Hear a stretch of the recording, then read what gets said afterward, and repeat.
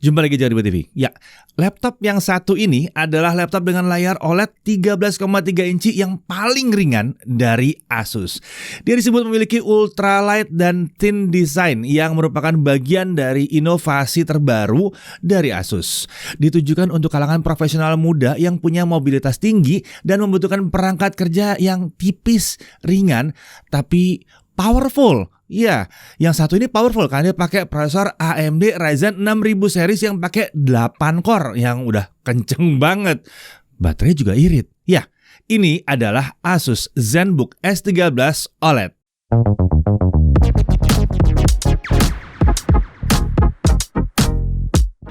Oke, gak usah pakai basa-basi, kita langsung aja mulai bahas dari spesifikasi dasarnya dulu. Ya, dia pakai AMD Ryzen 7 6800U sebagai prosesornya. Arsitekturnya udah Zen 3 Plus, codename-nya adalah Rembrandt yang baru nih ya. 6 nanometer litografinya, rating TDP-nya bisa 15-28 watt. 8 core 16 thread, base clock-nya 2,7 GHz dengan maksimum boost clock sampai dengan 4,7 GHz. Total L3 cache-nya juga nggak kecil di 16 MB. Sistem grafisnya dia pakai AMD Radeon Graphics dengan arsitektur RDNA 2, sama seperti yang ada di GPU desktop RX 6000 series. Tentunya untuk integrated graphics di prosesor Ryzen seri 6000 ini udah support akselerasi AV1 juga. Dia udah punya 12 compute cores, total 768 shader unit dan 512 MB VRAM. Nah, untuk memori integrated graphics satu ini emang diambil dari RAM. Nah, bicara soal RAM, dia sudah pakai 16 GB LPDDR5 6400 langsung dual channel onboard, tapi ya emang belum bisa di-upgrade. Tapi udah cukup lega dan wajar mengingat laptop ini tergolong tipis. Karena sebagian besar kapasitas RAM-nya udah dipakai oleh integrated graphics tadi, usable memori yang terbaca ada di kisaran 15,2 GB by default. Untuk SSD-nya dia pakai 1 TB SSD NVMe PCIe 4.0. Nggak ada slot storage tambahan di sini ya. Ya namanya juga udah tipis ya, udah tipis banget. Nah, untuk wireless connectivity-nya dia pakai MediaTek Wi-Fi 6E. Ini adalah tentunya Wi-Fi 6E, gigabit Wi-Fi bisa, multi-user MIMO bisa, dan dia udah pakai Bluetooth versi 5.2. Untuk baterai, kapasitasnya adalah 67 Wh. OS dia pakai Windows 11 Home. Untuk form factor ini klasik ya, clamshell, klasik banget. Materialnya aluminium dan magnesium alloy, itu sebabnya dia bisa ringan. Warnanya itu Aqua Celadon. Terdapat 3 warna lain sih, ada Ponder Blue, ada Refine White, dan ada Vestige Beige. Untuk desainnya simple dan terlihat mewah, ini khas banget seri ZenBook, namanya juga ZenBook ya, kelas atas ini ya. Lapisan laptopnya ini menggunakan Asus Antibacterial Guard. Ini diklaim mampu menghambat pertumbuhan bakteri dengan sertifikasi ISO 22196. Tes ini dilakukan dengan menggunakan bakteri gram positif dan negatif yang dibiarkan inkubasi selama 24 jam. Lapisan ini mengandung ion silver bermuatan positif yang mampu merusak struktur dari bakteri tersebut. Selain itu, lapisan ini juga diklaim mampu bertahan hingga selama 3 tahun untuk penggunaan normal. Dia juga udah lolos uji ketahanan standar militer Amerika, US Military Standard 810H, yang mencakup suhu, drop test, vibration test, humidity test, dan bahkan altitude test. Nah, di sini kita bisa lihat bahwa terdapat logo Asus yang baru di bagian belakang layar ya. Logo ini pertama dipamerkan saat ulang tahun Asus yang ke-30 yang lalu. Untuk dimensinya, panjangnya 29,6 cm, lebar 21 cm dengan ketebalan 1,49 cm. Dan bobotnya ini yang menarik, di laptopnya itu hanya 1,08 kg, jadi terasa ringan banget. Chargernya juga kecil ya, 110 gram saja. Ya, yang dari tadi di depan ini adalah chargernya, kotak kecil ini. Ini ukurannya mungil seperti charger smartphone saja. Dia juga punya konektor Type-C yang kabelnya bisa dilepas, benar-benar seperti smartphone. Nah, karena menggunakan Type-C, laptop ini juga dapat di-charge dengan power bank yang mendukung power delivery 65 watt. Untuk bobot total kalau dibawa-bawa, laptop dan chargernya ini hanya 1,19 kg. Biasanya laptop segini itu bisa 1,3 sampai 1,4 kg baru laptopnya aja. Ini sudah dengan chargernya. Untuk layarnya ini ukurannya 13,3 inci dan ini adalah panel OLED. Spesialnya, ini adalah panel touchscreen. Ya, dan dia sudah mendukung penggunaan stylus 2.0 MPP dengan 4096 tingkat tekanan. Untuk resolusi layar 2.8K 2880 kali 1800 pixel. Dia aspek rasionya 16:10. Refresh rate tentunya 60 Hz dengan 0,2 milisecond response rate, tentunya karena OLED ya. Nah, oleh Asus, layarnya diklaim memiliki color gamut 100% DCI-P3 Pantone validated dan kecerahannya adalah 550 nits HDR di peak brightness-nya. Berdasarkan pengujian kami, brightness-nya ada di 364 nits, sementara gamut coverage-nya ada di 98,8% DCI-P3 dan gamut volume-nya di 120,5% DCI-P3. Nah, di sini terdapat beberapa fitur pada software My Asus untuk memperpanjang umur panel OLED pada laptop ini. Ada pixel refresh, ini menampilkan screensaver ya. Lalu ada pixel shift, fitur yang akan secara konstan menggerakkan pixel pada layar untuk menghindari adanya gambar yang statis. Kita nggak bisa melihat atau menotis pergerakan pixel ini, jadi tidak mempengaruhi pengalaman penggunaan laptopnya. Lalu ada target mode, saat diaktifkan ya, brightness pada window yang sedang aktif akan normal, sedangkan bagian background akan digelapkan tingkat kecerahannya. Layar ini sudah disertifikasi VESA Display HDR True Black 500 dan ada juga TUV Rhineland Low Blue Light dan SGS Eye Care Display, jadi aman ya buat dipakai berlama-lama, mata tetap nyaman. Dan layarnya juga ada support Dolby Vision. Lapisannya glossy dan ini membuat warna yang ditampilkan terlihat lebih cerah lagi, apalagi ini panel OLED ya. Bezelnya pun tipis dengan screen to body ratio hingga 89%. Nah, sekarang mari kita bahas kamera dan mikrofonnya. Dia menggunakan kamera 1080p atau Full HD dengan teknologi Asus 3D Noise Reduction 3DNR. Sedangkan mikrofonnya dilengkapi dengan teknologi Asus AI Noise Cancelling yang dapat diatur melalui software My Asus. Untuk hasil kualitas kamera dan audionya kira-kira seperti ini. Kali ini kita akan menuju fitur AI Noise Cancelling dan kualitas kamera dari laptop Asus ZenBook S13 OLED. Jadi bagaimana hasilnya? Kali ini kita akan menguji fitur AI Noise Cancelling dan kualitas kamera dari laptop Asus ZenBook S13 OLED. Jadi bagaimana hasilnya? Nah, masih bicara soal audionya, dia menggunakan dual stereo speaker by Harman Kardon yang terletak di bagian bawah kanan kiri laptop. Terdapat software Dolby Access yang dapat digunakan untuk mengubah preset audio. Nah, untuk kualitas suaranya, wah, untuk yang kecil kayak gini udah mantep bener ya. Memang nggak heran lah, speakernya emang spesial di sini. Untuk konektor, di kiri ada satu USB 3.2 Gen 2 Type-C. Lalu di kanan ada dua USB 3.2 Gen 2 yang Type-C juga. Kemudian ada satu audio jack combo 3,5 mm. Nah, seluruh konektor Type-C ini udah mendukung display output dan power delivery. Untuk keyboard, dia menggunakan keyboard Asus ErgoSense. Key pitch-nya berjarak 19,05 mm. Sementara itu dia menggunakan disc keycaps atau keycaps yang cekung dengan kedalaman 0,2 mm. Travel distance-nya juga cukup jauh di 1,4 mm. Lalu untuk tombol power, dia menyatu dengan layout keyboard, tapi tidak menggantikan letak tombol delete. Jadi ini meminimalkan ketidaksengajaan kepencet ya. Dan tentunya keyboard ini dilengkapi dengan backlit warna putih dengan 3 tingkat kecerahan. Untuk touchpad, dia menggunakan Precision Touchpad dengan Asus Numberpad 2.0. Ini mengkombinasikan fitur numpad dengan touchpad. Ini tentunya akan memudahkan kalau kita ingin mengetik angka-angka ya.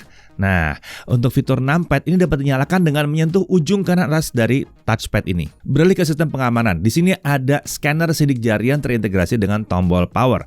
Saat menyalakan laptop dengan jari yang sudah terdaftar, pengguna tidak perlu lagi melakukan scan ulang saat login Windows. Nah, sekarang kita beralih ke sistem pendingin. Dia menggunakan sistem pendingin aktif dengan satu fan dan satu heat pipe. Intake dari bawah dengan exhaust ke arah kiri. Oke, sekarang kita akan masuk ke pengujian performanya. Nah, di sini terdapat menu Asus Intelligent Performance Technology yang dapat digunakan untuk mengatur mode performa pada software My Asus dengan 3 pilihan di sini. Ada Whisper, ada Performance, dan ada Balance. Tentunya pengaturan performa juga dapat dilakukan dengan shortcut function plus huruf F. Nah, sekarang mari kita lihat konsistensi performanya pakai Cinebench R15, kita looping 20 kali. Nah, di sini ternyata tidak terlihat ada perbedaan signifikan pada skor maksimal di mode Balance dan mode Performance. Keduanya memiliki skor di 1775 dan 1776 poin. Perbedaan baru terlihat di skor yang dapat dipertahankan dipertahankan. Di mode balance, skor itu bisa dipertahankan di kisaran 1600 sampai 1640 poin. Setelah run ke-10, skor ini akan turun ke kisaran 1550 sampai 1600 poin. Sementara di mode performance, skor itu bisa dipertahankan di kisaran 1600 sampai 1650 poin hingga run terakhir. Jadi nggak dikendorin sama sekali. Nah, untuk suhu kerjanya, suhu CPU itu sempat bertahan di kisaran 95 derajat Celcius sampai run ke-10.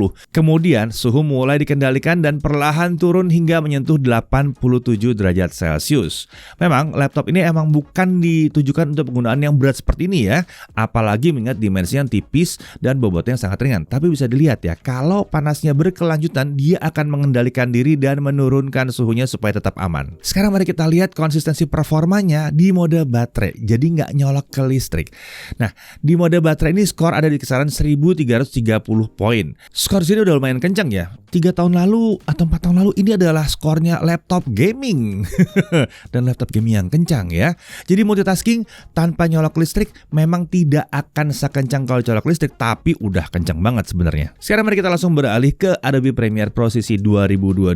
Kita lihat kalau buat ngedit video gimana. Kalau videonya 4K 60, panjangnya 2 menit 7 detik. Dengan software only semua selesai dirender dalam waktu 13 menit 32 detik. Sementara kalau kita pakai OpenCL, semua selesai dalam waktu 7 menit 44 detik. Nah, kalau videonya 1080p 60 fps 2 menit 7 detik, software only selesai dalam waktu 2 menit 28 detik, sementara pakai OpenCL selesai dalam waktu 2 menit 8 detik. Jadi kelihatan ya, ini kayaknya optimal sekali kalau untuk 1080p bahkan 60 fps sekalipun. Suhu kerjanya pada saat kita ngerender yang 4K tadi, CPU bisa mencapai kisaran 85 derajat Celcius di 2 menit pertama. Kemudian dia akan perlahan turun ke 70 derajat Celcius. Jadi sangat aman di sini. Nah, sekarang kalau kita pakai DaVinci Resolve gimana? Software video editing kelas profesional yang versi gratis ini. Untuk 4K 60 durasinya sama ya, selesai dalam waktu 19 menit 55 detik. Sementara kalau 1080p 60 fps itu selesai dalam waktu 4 menit 57 detik. Nah, untuk suhu kerjanya di sini CPU sempat menyentuh 91 derajat Celcius di 3 menit awal. Kemudian dia turun perlahan ke 70-an derajat Celcius. Jadi konsisten ya. Selalu kalau suhunya di awal dibiarkan dulu, lalu kalau udah agak lama akan dijaga supaya tetap aman. Oke, sekarang mari kita lanjut ke pengujian apa ya? Gaming gimana? Oke, kemampuan gamingnya kurang lebih seperti ini.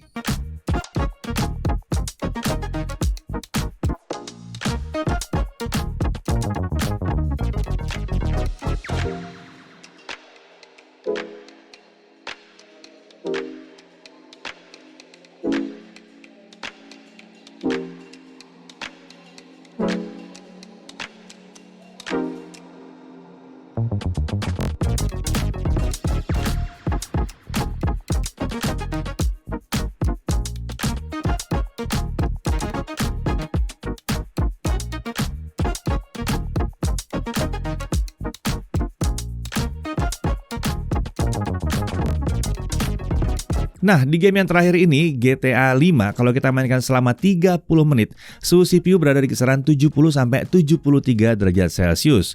Ini suhu yang sangat aman ya digunakan untuk main game.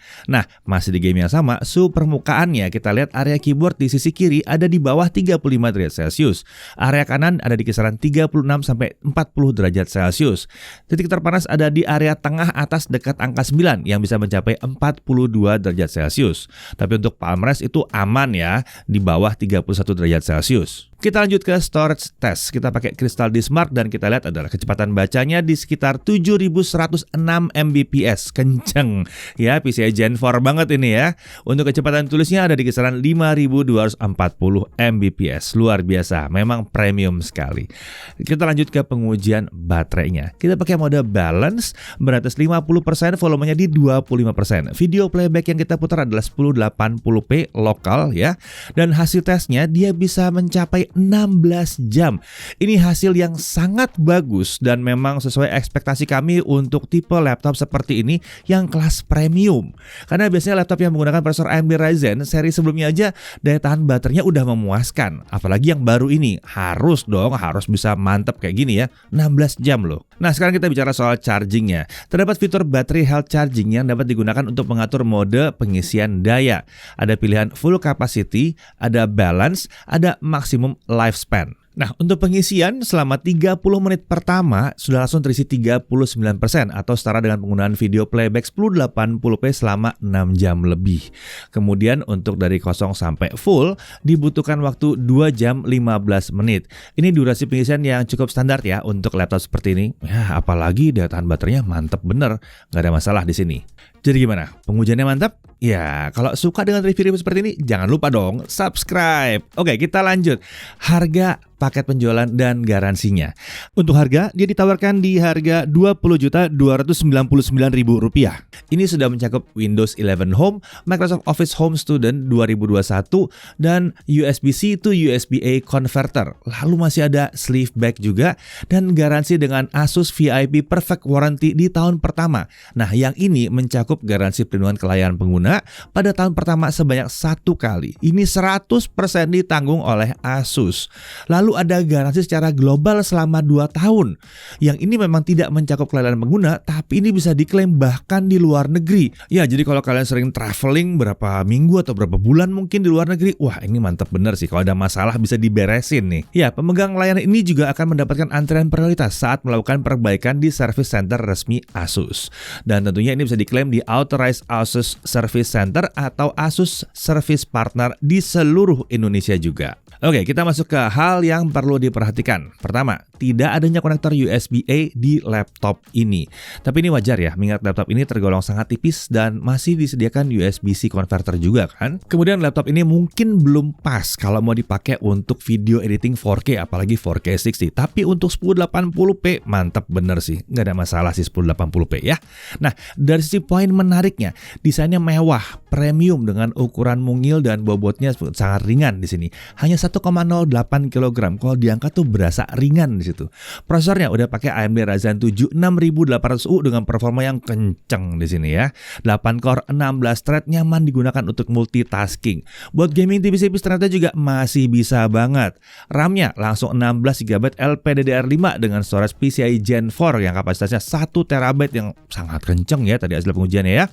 Layarnya udah langsung OLED resolusi 2,8K dan ini sudah 100% DCI P3 Pantone validated pula.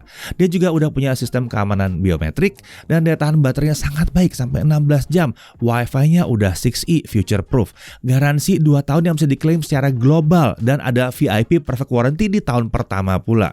Ya, ZenBook 13S OLED ini seperti mengajak kalian untuk experience the difference with Asus Innovation dengan sebuah laptop yang punya desain yang elegan, tipis, ringan, dan baterai yang tahan seharian tanpa mengorbankan performa.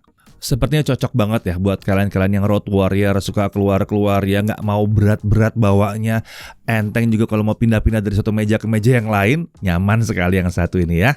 Nah, jadi jika poin-poin yang tadi sebutkan itu adalah yang kalian butuhkan dari sebuah laptop, kemungkinan besar ZenBook S13 OLED ini memang layak jadi pertimbangan. Saya Deddy Irfan, Jagat Review TV.